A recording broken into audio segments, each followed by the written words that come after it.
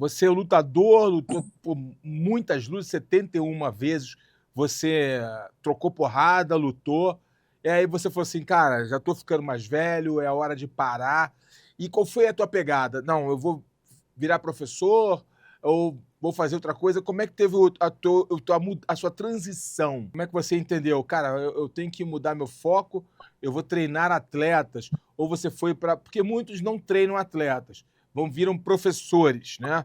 Tem uma diferença entre ser professor e ser treinador. Então, você optou por ser um professor, dar um personal, ou ter a tua própria academia, ou você já pensou, não, vou construir novos legendários? Como é que foi isso? Ô, mestre, eu tentei. Eu abri duas academias e essa academia era uma academia para o público normal também, só que eu sempre interagi muito bem com os lutadores. Então, eu trabalhava com os lutadores, tinha meus professores, esses meus professores, eles davam aula, eu também dava aula para alguns grupos, em alguns horários, mas eu estava focado nos lutadores. Nesse tempo, mestre, eu fiz bons atletas. O Maurício Ruff é um deles. Eu peguei o Maurício Ruff com 18 anos de idade, a gente começou a treinar junto, trabalhar juntos, e a gente levou o Maurício Ruff alto. Acho que o Maurício Ruff comigo fez 8-0, alguma coisa desse tipo, mestre.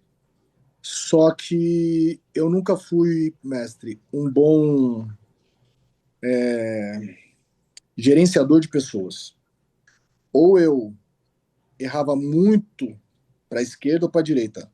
Resumindo, eu cuidava muito bem dos caras, deixava os caras muito mole e às vezes ali faltava algum respeito, ou era muito duro com a galera. E isso aí me tirava o respeito como treinador, muitas vezes. Tanto, mestre, que de muitos atletas dos quais eu tive, muitos deles hoje não falam comigo. Por vários e vários motivos, mestre. Mas, no modo geral, mestre, eu abri duas academias com a ideia de ter lutadores. As duas academias não foram para frente. Aí eu falei, eu vou trabalhar com o público normal. Vou usar meu nome, vou começar a dar aula. E comecei a dar aulas particulares, comecei a dar aula também na Shootbox com o Diego Lima. Comecei a dar aula para os atletas do Diego Lima, sem ser o responsável direto pela condução da carreira, por cuidar dos atletas. Então, eu virei professor de grappling do Lima, lá na academia dele. E não tinha obrigação, não tinha muito contato com a galera, então para mim estava indo bem. E dava muita aula particular, mestre. Eu dava São Paulo dando aula particular, aula, aula, aula, aula. Um dia meu telefone toca, um cara chamado Pablo Sucupira me ligando, falando que tinha uma academia na Barra Funda chamada Fight Nerds. Essa academia estava precisando de um professor de grappling. Eu já estava dando aula na Shootbox, mestre, e também tinha uma agenda muito, muito, muito lotada, porque eu estava dando muitas aulas particulares. Só que ele foi tão convincente no que ele falou ali no telefone, eu falei, eu vou lá conhecer esse cara. Aí fui lá na academia, conheci ele, conheci os caras, dei uma aula. Pô, mestre, acho que foi amor pela primeira vista ali, sabe? Eu cheguei com uma proposta pro Pablo gigantesca de grana, assim, tá ligado? Ele falou assim, mano, a gente quer você aqui e tal, acreditamos em você. Meti uma proposta de grana pesada. O Pablo falou, eu não tenho como te pagar R$ 1, mas eu te garanto que se você acreditar na gente, se você ficar aqui nesse lugar, eu te garanto que a gente vai chegar longe. Eu quero trabalhar com você, eu preciso de você aqui, só que eu não tenho como te pagar. Mas você vai ganhar muito dinheiro aqui, pode ter certeza. Fui para casa, pensei, avaliei, falei, mano, eu vou.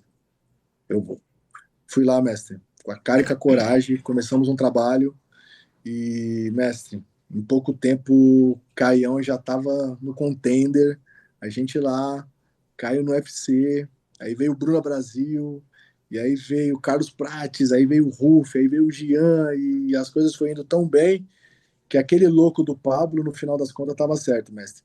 Foi uma transição natural, mestre, onde eu só aceitei essa transição mesmo quando eu tive dentro do tatame dos Fight Nerds. Porque até então, na minha própria academia, eu não era um treinador. Eu era um cara que dava aula de luta, mas eu não tinha a condução de um treinador, a inteligência emocional de um treinador, todos os as virtudes e qualidades que um treinador deve ter, Porque, mestre, um treinador, acima de tudo, ele tem que ser um bom gerenciador de pessoas. A gente tem que saber gerenciar aqueles atletas. E cada atleta, ele é um universo diferente. O Caio tem as condições dele, o Jean, o Rúfio, o Carlos, a galera toda. E você tem que saber lidar com cada um deles.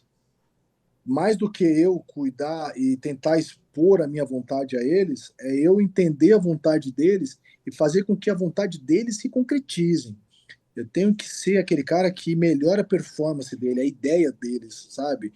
E eu tô fazendo isso muito bem, mestre. Pô, hoje eu me sinto um treinador, hoje eu me sinto um cara apto a estar tá nesse degrau que a gente está hoje. Hoje eu me sinto uma parte importante dos Fight Nerds.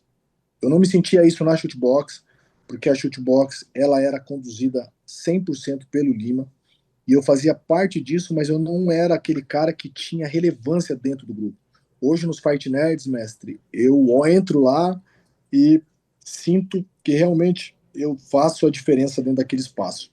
Então, foi uma transição que começou, mestre, nos Fight Nerds, junto com o Pablo, com o Caio, com o Mota. Esses caras me tornaram um treinador. E legal. E o quanto assimilar essas experiências, né, desses outros treinadores te fez crescer como treinador? É, eu tive, mestre, assim, a sorte gigante de estar do lado de seres humanos e treinadores fantásticos. Eu pude entender que para você ser um grande treinador, você precisa, antes de mais nada, ser um grande homem. O Diego Lima é um dos caras mais sensacionais que eu já conheci na minha vida. E o senhor sabe, mestre, por exemplo, Dedé Perdeneiras é um ser humano com uma palavra única, assim, sabe? Um cara sensacional, um dos maiores treinadores que já teve no nosso país. E se você for ver os grandes treinadores, eu digo assim, mestre, não treinadores imediatistas, né? Que chegaram, deram aquele sucesso, aquele boom, depois sumiram. Mas eu tô falando esses que até hoje perduram, sabe? E ainda, pô, tem relevância no cenário nacional. Você vê que muitos deles pararam, né? Porque alguma coisa nessa metamorfose acabou se esvaindo. Mas professor Anderson Nogueira, Diego Lima, Marcelo Caldas, no jiu-jitsu, Mestre Barbosa, Macaco, Macacão. Apesar de hoje eu e o Macaco a gente não se falar mais, a gente ter tido as nossas diferenças, mas o Macaco faz parte da minha história. Se não fosse o Macaco, não existiria o Legendário, não existiria o Flávio Álvaro. Ele que abriu aquela academia para mim começar a fazer jiu-jitsu sem ter dinheiro para pagar, e eu sou grato a ele. Então, esses grandes treinadores, mestre, de cada um deles eu assimilei coisas boas e eu entendi as coisas ruins também. Então, eu soube formar esse treinador que hoje eu sou, apesar dos meus defeitos, né, mestre, que são características pessoais minhas, mas cada um deles me ajudou muito a construir o treinador que eu sou hoje. É bem legal o que você falou. Realmente nós somos uma construção, né? Você vai aprendendo com as pessoas que você convive, com os acertos e erros, nossos próprios acertos e erros, e também das pessoas que estão ao seu redor. É só a gente ter um pouquinho um olhar mais analítico, né, para poder entender o que está acontecendo, não julgar, né, mas entender o outro. Isso é, você falou, é a mais pura verdade.